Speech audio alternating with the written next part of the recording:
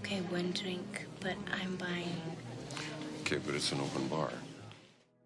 Did you know Melanie Griffith had a pet lion named Neil that lived inside her house growing up?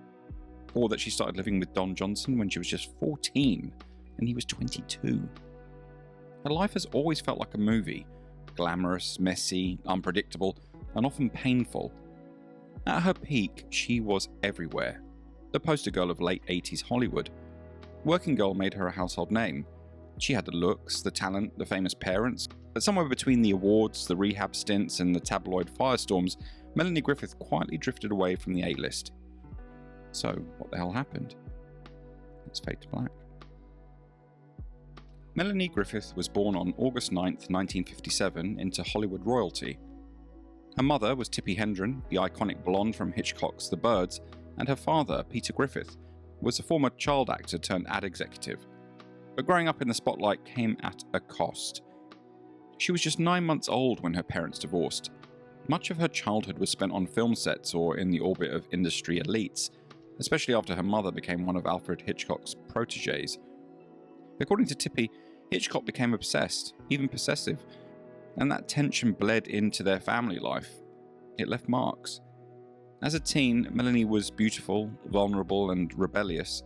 She started modelling at 9 and acting by her teens.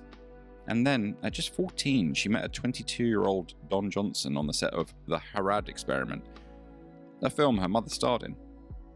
It was the start of a long and controversial relationship that would define much of her early adult life. Most people know about her famous roles.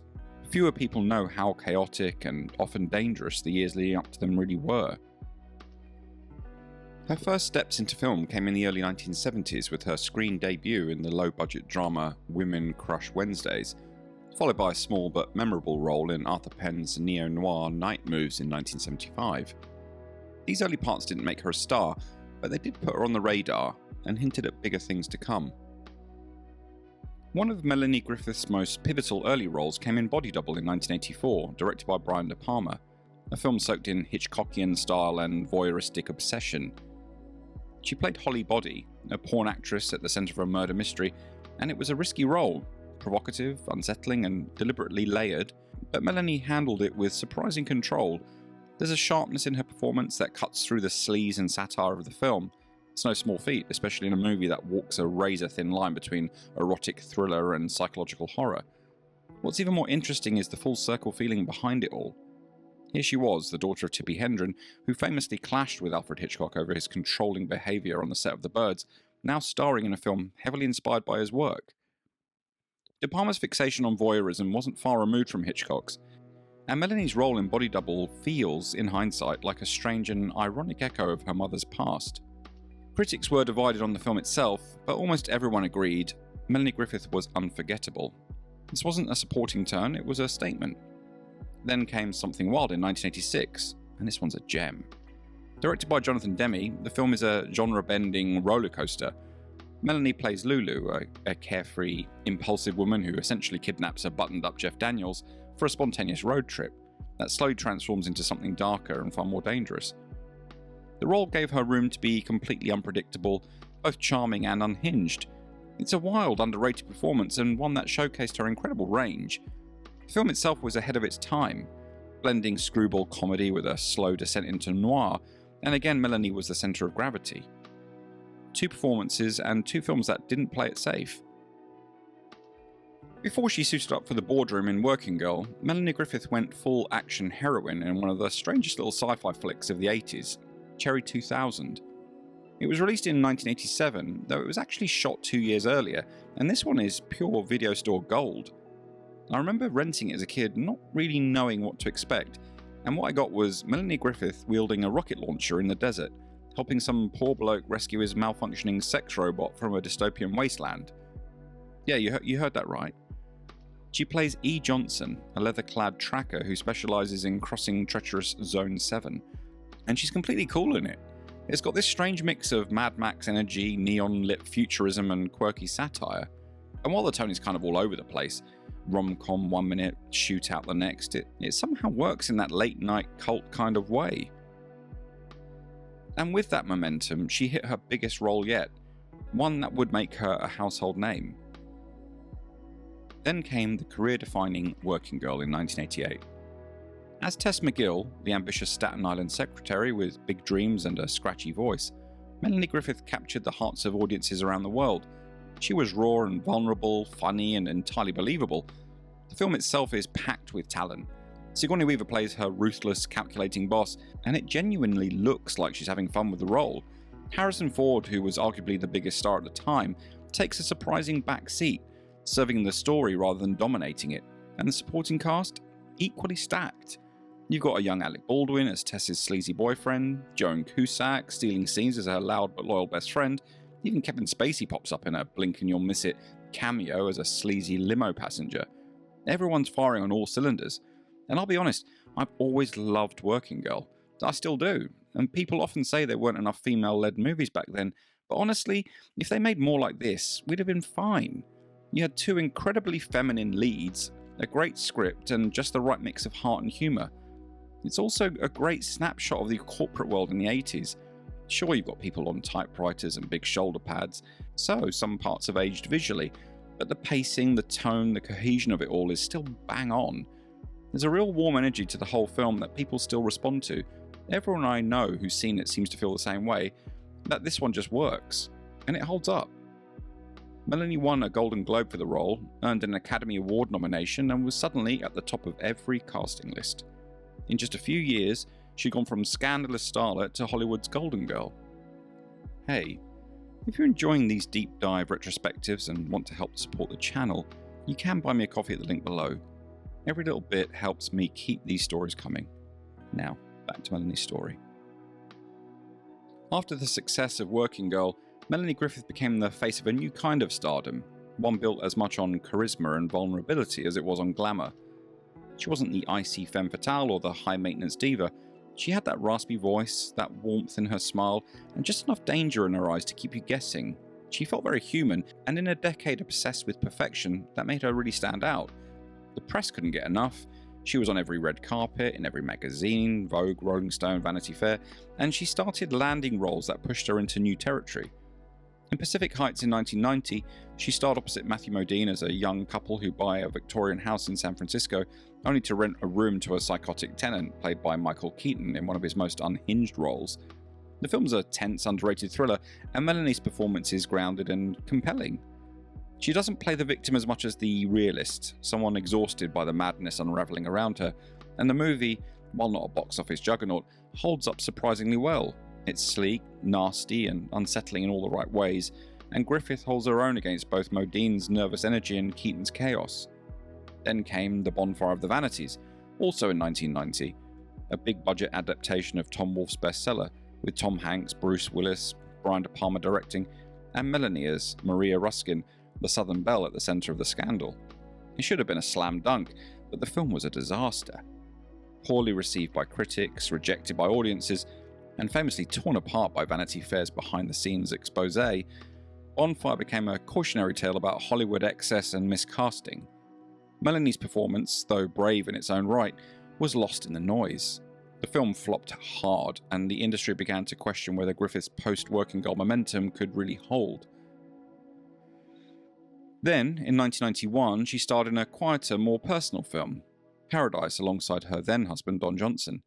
It's a slow, sentimental drama about a grieving couple who'd taken a young boy for the summer, and while the movie didn't break records, it gave Melanie space to breathe. She's stripped down here, emotionally open, and less stylized than in her previous roles. There's something intimate about it. You feel the pain in her performance, and maybe some of it wasn't acting. But after Working Girl, there was this expectation that she'd become the next Julia Roberts or Michelle Pfeiffer, someone who could headline a string of blockbusters and romantic leads without missing a step. But Melanie's appeal was different. She wasn't really easily boxed in. She had this mix of vulnerability and unpredictability that made her fascinating to watch, but harder for the industry to control. And Hollywood, especially at that time, wasn't always kind to actresses who strayed too far outside the lines. Worse still, the media began to shift focus. Her films were still coming, but the stories making headlines weren't about her performances anymore. They were about her marriage, her rehab stints, her appearance. The same press that once crowned her Hollywood's Golden Girl started sharpening their knives. But with that spotlight came pressure, a lot of it. Because beneath the magazine covers and movie deals, her personal life was starting to fray at the edges, and the cracks were about to show. By the early 90s, Melanie Griffith's personal life had started to eclipse her career. She'd been open, sometimes brutally open, about her long struggle with addiction, alcohol, cocaine, prescription pills. It wasn't just a Hollywood party phase, it was survival, chaos, and self-destruction all wrapped into one. She entered rehab for the first time in 1988, right after Working Girl. But recovery wasn't a straight line. Over the next 2 decades, she'd returned to treatment multiple times, in 2000 and again in 2009. Each time followed by a string of headlines dissecting her appearance, her career, or her relationships, and the press were merciless. This was the era of tabloid culture at its ugliest. Paparazzi would hound her at airports, at events, at her worst moments. Rumours of plastic surgery began to swirl, often more harshly than any critique of her performances. She was mocked for how she looked, how she spoke, even how she smiled. And while most stars tried to hide their struggles, Melanie didn't. She spoke about rehab, she admitted when she'd relapsed, she showed up to interviews looking tired, worn down, and human. And in a way, that honesty made her even more fascinating, but it also made her an easy target. By the late 90s, the roles were slowing down, casting directors moved on, studios stopped calling, not because she wasn't talented anymore, but because she was seen as unpredictable. Melanie Griffith's personal life has always been tangled up in her public persona. She was married 4 times, twice to Don Johnson, and had high-profile relationships that often played out in the tabloids. But her longest and most talked about relationship was with Spanish actor Antonio Banderas. The two met while filming Too Much in 1995, a romantic comedy that didn't leave much of a dent critically but changed her life off-screen. They were both married at the time, but their chemistry was undeniable, and by 1996 they had both filed for divorce and married each other. That same year, Melanie gave birth to their daughter, Stella. They were together for nearly 20 years, a rarity in Hollywood, and for a time they were one of the industry's golden couples. Publicly, they always seemed like opposites who worked. Antonio was suave, grounded, and deeply admired in Europe, while Melanie was volatile, emotional, and unmistakably American in her approach to stardom. But the cracks started to show in the early 2010s. After battling through rehab stints, personal health struggles, and shifting careers, the couple quietly announced their divorce in 2014, finalizing it the following year. It wasn't bitter. In fact, both have spoken fondly of each other since. Banderas has even called her family and praised how they raised Stella together. I always got the sense that they really loved each other, it just couldn't survive the spotlight forever. There were still roles, but they were smaller, more niche. She did theatre, including a Broadway run in Chicago in 2003, playing Roxy Hart.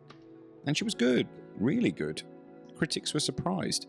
Some admitted they'd underestimated her, but it didn't reignite her film career. Her daughter, Dakota Johnson, has become a star in her own right, starring in everything from 50 Shades of Grey to The Lost Daughter and Persuasion.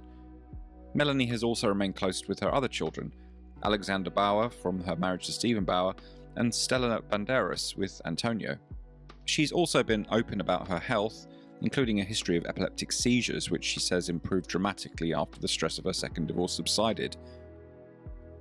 Melanie Griffith will probably never be remembered as the most disciplined actress or the most consistent, but what she gave audiences, especially in her best moments, was something a little rarer. Honesty, vulnerability, messiness. She let you see her, even when it wasn't flattering, and sometimes, especially when it wasn't. At her peak, she was magnetic, unpredictable, lovable, and frustrating. She made bold choices, paid a steep price for them, and still found her way through the noise. Thanks for watching. If you enjoyed this video, feel free to drop a like and let me know in the comments what your favourite Melanie Griffith performance is, whether it's Working Girl, Something Wild, or maybe even one of the deep cuts we talked about here. And if you're new here, subscribe for more deep dives into the actors, films and forgotten stories that shaped a generation.